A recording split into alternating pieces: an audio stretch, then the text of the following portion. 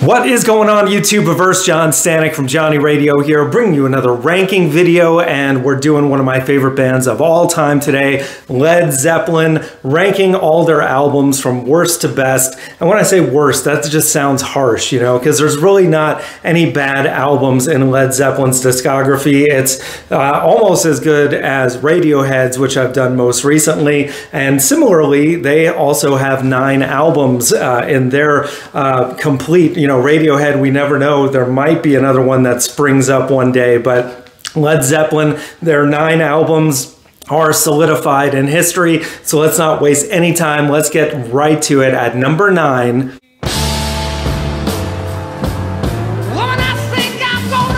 Coda, their final album from 1980, and some would look at this not as an album but as a contractual obligation maybe, because it basically was just a collection of songs that didn't make it onto prior albums and some different versions of songs that we hadn't heard before. So I get why some people don't even include it in their discography, but I tend to, because I feel like there's some gems on here that are really cool, like Wearing and Tearing, which is a crazy Jimmy Page riff. You got Bonzo's Montreux, the instrumental of John Bonham that later would sync well with Moby Dick. But to me, I think it's really worth it just for the version of I Can't Quit You Baby, which I think, in my personal opinion, is better than the version that's on Led Zeppelin 1. I mean, especially Bonham's performance, just incredible. The ending when he's just going nuts, I absolutely love it. And yeah, so it is in last place, but I think it's worth mentioning at the very least. So now at number 8.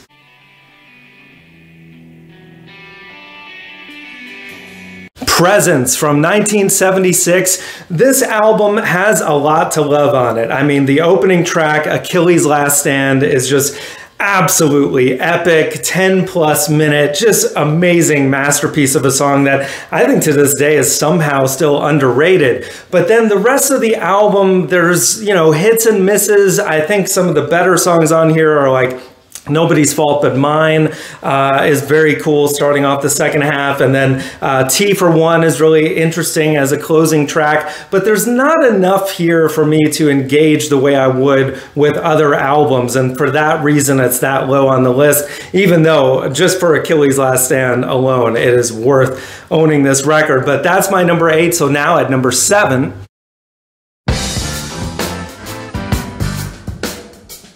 In Through the Outdoor, their penultimate album from 1979. This one, I think, most people would probably have it lower on their list, but I actually, I think there's a lot to love on here, like All of My Love, beautiful song that Plant wrote about the death of his son. You've got In the Evening, really cool opening track on this record. You've got I'm Gonna Crawl, which is a great underrated closing track of this record. And then, of course, Fool in the Rain, which just shows that Led Zeppelin can do any style of music and do it amazingly. And yeah, so you got to have that at least higher than the last spot. But I think 7's a good spot for it, in my personal opinion. So now at number 6.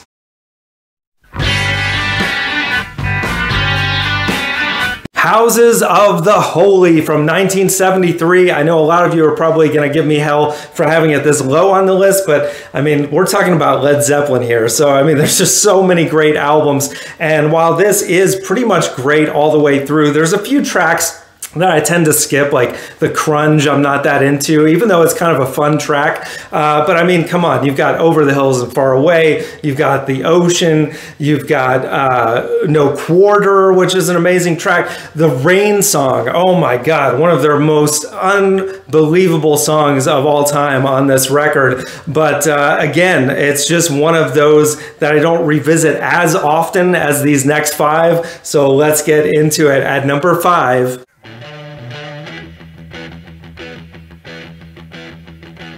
Led Zeppelin 2, yes, from 1969, 2 albums in 1 year back to back. Just incredible how back then things just happened so quickly. But yeah, this is one that probably, again, some of you may have higher. I mean, just a whole lot of love one of the greatest opening tracks of all time. It was on my Great 28 album opener series. Then you've got What Is and What Should Never Be. You got the Lemon song. You've got Ramble On, which a lot of people love that track more than I do. But I mean, every song on here is a classic. Heartbreaker, Moby Dick, Bring It On Home, such a great album closer. And that's only my number 5. So now at number 4,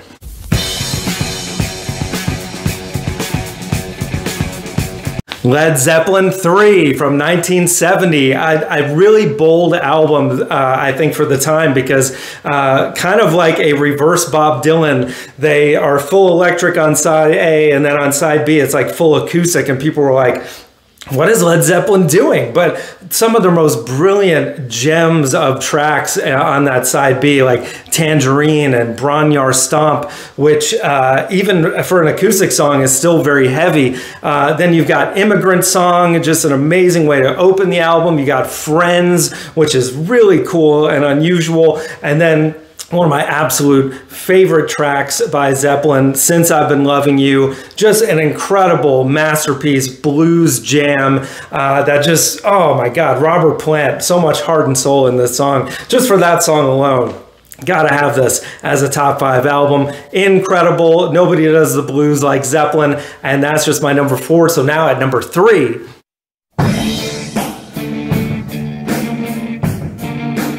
Physical Graffiti from 1975, just one of the greatest double albums ever recorded. I mean, just for Kashmir alone, yet another epic track. I mean, Led Zeppelin is one of those bands that runtime doesn't matter when it comes to songs. Like, if there's a 7+ minute song by Led Zeppelin, that probably means I'm gonna love it, because I mean, you've got multiple of those kind of tracks on here. In My Time of Dying, oh my God, such an amazing song. Also 10 Years Gone, just an amazing epic track. In the Light, and those are just those kind of style of songs. Then you've got just really cool rockers like Trampled Underfoot, that has like this funky clavinet played by John Paul Jones, who I think has always been like the most underrated member of the band. All 4 of them are incredible, but you can really see a showcase of what makes John Paul Jones great on this album throughout.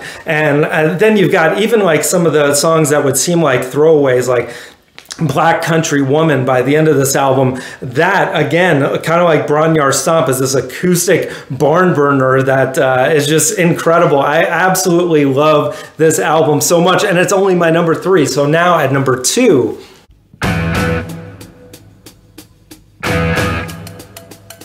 Led Zeppelin, the debut album, and one of the greatest debut albums of all time, if you ask me. I mean, my gosh, just imagine being around at this time and having this album, as Keith Moon once famously said, go over like a Led Zeppelin. I mean, just Dazed and Confused alone. That's the song that actually really got me into the band. It just hooked me. That bass line, so amazing, and the way John Bonham does those fills, and the way it builds, and Jimmy Page with that dun, dun, dun, dun, dun, dun, dun, dun. I mean, just the riffs are incredible. And then Babe, I'm Gonna Leave You, another song that, like Dazed and Confused, was not fully original, one that they rearranged and made their own. But oh my God, it's like they made it their own from day one. The song just fit them perfectly, and the Latin influence is amazing. And again, another one that just really goes from like a whisper to a scream in the best possible way. You've got Good Times, Bad Times. You've got Your Time Is Gonna Come. I mean, just every single song on this record. How Many More Times. I love this album so much, and I love all these albums. It's hard to rank them, but everybody's got their favorites. But now I think most of us are going to be in unison on number 1.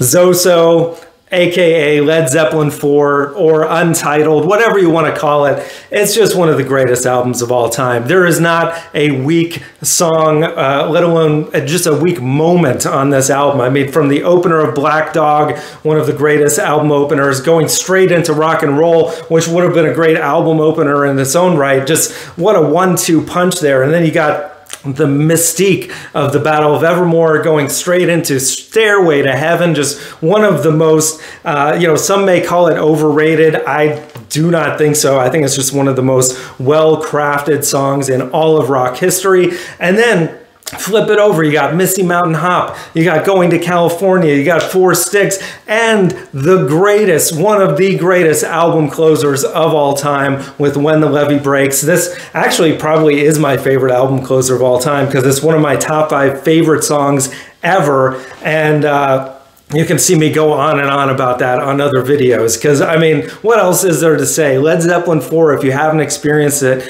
please do yourself a favor. I mean, of course, I would say go in order because Led Zeppelin 1 is going to get you hooked just the way it did with me. But Led Zeppelin 4 is also a great starting point to this band that is just defines rock and roll and one of the best.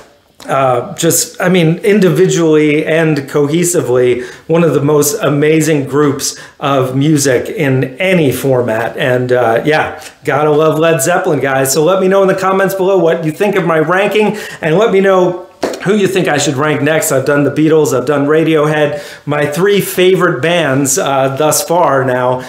So we'll see where we go from here. But guys, we got top 5s every Friday. Speaking of rankings, we got album reviews. We got so much more. Thank you for watching. And as always, Viva la Vinyl. So guys, thanks so much for watching. Please like, subscribe, and be sure to ring the bell for notifications so you can always see great quality content like you're seeing on the screen right now.